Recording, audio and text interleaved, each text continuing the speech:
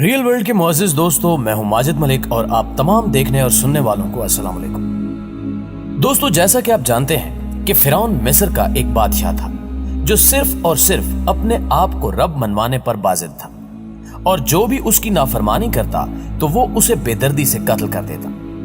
فرعون کی ایک اکلوتی بیٹی بھی تھی جس کا نام تاریخ نے سکوٹیا لکھا ہے۔ سکوٹیا کے بارے میں کہا جاتا ہے کہ اس کی قبر مصر سے دور دراز ملک آئرلینڈ کے ایک چھوٹے سے قصبے میں واقع ہے۔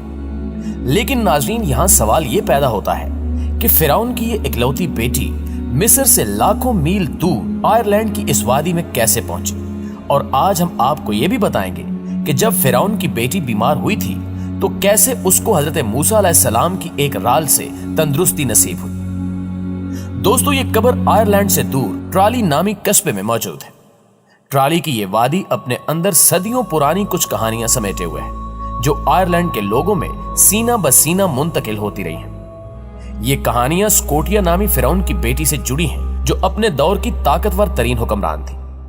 اس وادی میں نہ صرف اس کی قبر موجود ہے بلکہ اس وادی میں ایک بہت بڑی جنگ بھی لڑی گئی۔ یہ جنگ سکوٹیا اور یہاں کے مقامی لوگوں کے درمیان لڑی گئی تھی۔ چونکہ سکوٹیا اور اس کے ساتھی جدید اور بہترین ہتھیاروں سے لیس تھے اور بہت بہتر حکمت عملی بھی رکھتے تھے، لہٰذا وہ یہ جنگ جیت گئی۔ انہوں نے اس علاقے کو اپنا مسکن بنا لیا اور ان کی آنے والی نسلیں یہیں پروان چڑھنے لگی۔ قدیم روایات کے مطابق آئرلینڈ اور اسکاٹ لینڈ کے لوگ فرعون کی بیٹی کی نسل سے تعلق رکھتے ہیں، اسی وجہ سے ان کو سکوٹ کہا جاتا ہے۔ قدیم روایات کے مطابق اس شہزادی کو محبت کی پاداش میں مصر سے دربدر کر دیا گیا تھا۔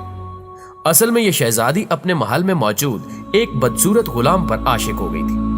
آہستہ آہستہ یہ شہزادی اس عارف نامی غلام کے قریب ہوتی چلی گئی اور اپنے امور سلطنت میں بھی دخل اندازی کی اجازت دینے لگی۔ یہ سب ماجرا دیکھ کر محل کے دوسرے غلاموں کو شہزادی پر شک ہونے لگا، لہٰذا انہوں نے شہزادی کی جاسوسی کا فیصلہ کیا۔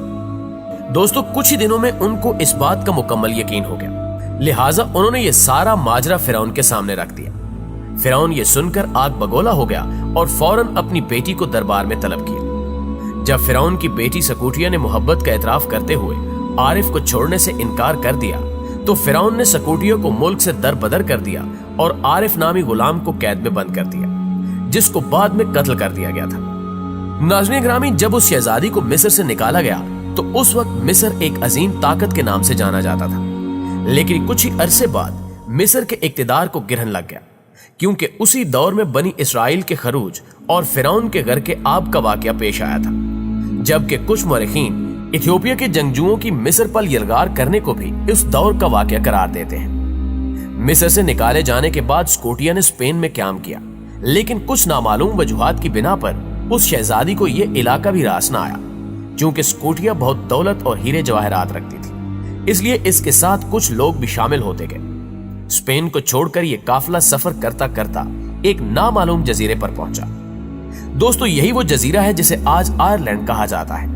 جب سکوٹیا اور اس کے قافلے والے یہاں آ کر آباد ہوئے تو وہاں کے مقامی لوگوں نے ان کی مخالفت شروع کر دی۔ چونکہ سکوٹیا اور اس کے ساتھی جدید ہتھیار رکھتے تھے، اس لیے انہوں نے وہاں کے مقامی لوگوں کو شکست دے کر وہاں قیام کر لیا اور یہاں کے تمام تر وسائل پر بھی قبضہ کر لیا۔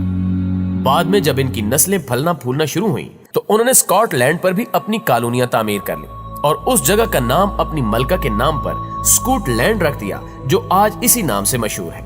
ناظرین، اسی علاقے میں ایک پتھر بھی موجود ہے جس کو قسمت کا پتھر کہا جاتا ہے۔ اس پتھر کے بارے میں لوگوں کا ماننا ہے کہ اس پتھر کی اصل مالک بھی سکوٹیا ہی ہے۔ جب بھی آئرلینڈ اور اسکاٹ لینڈ میں کسی کو راجہ چنا جاتا ہے تو اس پتھر پر بٹھا کر تاج پوشی کی جاتی ہے۔ یہ پتھر اتنا قیمتی مانا جاتا ہے کہ اس پتھر کی وجہ سے کئی جنگیں بھی لڑی جا چکی ہیں، جبکہ ملکہ سکوٹیا کی موت بھی آئرلینڈ میں ایک جنگ کے دوران ہی ہوئی تھی۔ یہاں کچھ مورخین کا کہنا ہے کہ یہ سب باتیں محض مقامی روایات ہیں جن کا حقیقت سے کوئی تعلق نہیں، لیکن زیادہ تر مورخین ان باتوں کو بالکل حقیقت پر مبنی قرار دیتے ہیں۔ ایک دفعہ فرعون کی بیٹی شدید بیمار ہو گئی، بے شمار معالج اس کا علاج کرنے آئے، لیکن وہ اس کو ٹھیک کرنے میں مکمل طور پر ناکام رہے۔ حتیٰ کہ نوبت یہاں تک آ گئی تھی کہ فرعون نے پوری سلطنت میں اعلان کروایا کہ جو میری بیٹی کو صحتیاب کرنے میں کامیاب ہو گیا اس کو بہت بڑے انعام سے نوازا جائے گا، لیکن اس کے باوجود بھی کوئی حکیم اس کی بیماری کا علاج نہ کر سکا۔ آخرکار فرعون کو کاہنوں نے بتایا کہ ایک بچہ دریائے نیل کو پار کر کے آئے گا اور اپنی رال سے اس لڑکی کا علاج کرے گا۔ اب فرعون اور اس کی بیوی آسیہ کسی ایسے واقعے کا انتظار کرنے لگے۔ ایک دن فرعون اور اس کی بیوی دریائے نیل کے کنارے بیٹھے ہوئے تھے کہ ان کو پانی پہ تیرتا ہوا ایک صندوق نظر آیا۔ فرعون نے صندوق کو پانی سے باہر نکالنے کا حکم دیا۔ جب فرعون کے ملازم اس صندوق کو دریا سے باہر لے آئے تو کسی کو بھی اس صندوق کو کھولنے کی ہمت نہیں ہوئی۔ آخر فرعون نے خود صندوق کھولا اور فرعون اور اس کی بیوی نے دیکھا کہ صندوق کے اندر ایک مہتاب چمک رہا ہے۔ اس چاند جیسے بچے کے چہرے سے ایک نور کی کرن پھوٹی جس نے فرعون کی بیوی کا دل منور کر دیا۔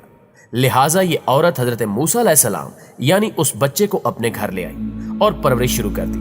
ناظرین گرامی، یہی وہ فرعون تھا جو اپنے تخت کی خاطر ہزاروں بچوں کو قتل کر چکا تھا، اور اللہ نے حضرت موسیٰ علیہ السلام کو اسی فرعون کے گھر میں پالنا شروع کر دیا۔ لیکن حضرت موسیٰ علیہ السلام نے کسی بھی دودھ پلانے والی کا دودھ قبول نہیں کیا۔ لہٰذا حضرت موسیٰ علیہ السلام کی بہن کی رہنمائی پر حضرت موسیٰ علیہ السلام کی والدہ کو محل میں بلایا گیا۔ جیسے ہی حضرت موسیٰ علیہ السلام کی والدہ نے اپنا دودھ پلانا چاہا تو فوراً حضرت موسیٰ علیہ السلام نے اپنی والدہ کا دودھ قبول کر لیا۔ اسی دوران فرعون کو یہ خیال آیا کہ شاید یہی وہ بچہ ہے جس کے منہ کی رال سے میری بیٹی صحت یاب ہوگی۔ لہٰذا فرعون نے حضرت موسیٰ علیہ السلام کے منہ کی رال اپنی بیٹی کے جسم پر لگائی، جس سے معجزاتی طور پر وہ بچی صحت یاب ہو گئی۔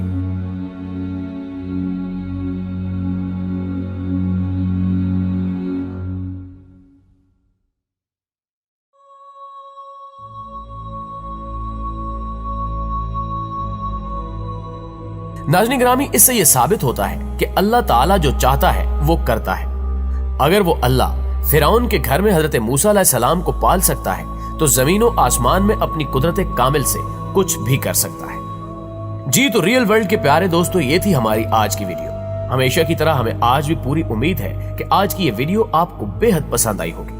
اگر واقعی ایسا ہے تو ویڈیو کو لائک کرتے ہوئے اپنے دیگر دوستوں کے ساتھ بھی شیئر کر دیجیے، اور اگر آپ اس چینل پر نئے ہیں تو جلدی سے چینل کو سبسکرائب کرتے ہوئے ساتھ موجود بیل آئیکن کو بھی کلک کر دیجیے، کیونکہ ایسی ہی معلوماتی ویڈیوز آپ کو صرف اور صرف ریئل ورلڈ پر دیکھنے کو مل سکتی ہیں۔ انشاءاللہ آپ سے ملاقات ہوتی ہے اگلی ویڈیو میں۔ تب تک اپنا اور اپنے پیاروں کا ڈھیر سارا خیال رکھیے گا۔ اللہ نگہبان۔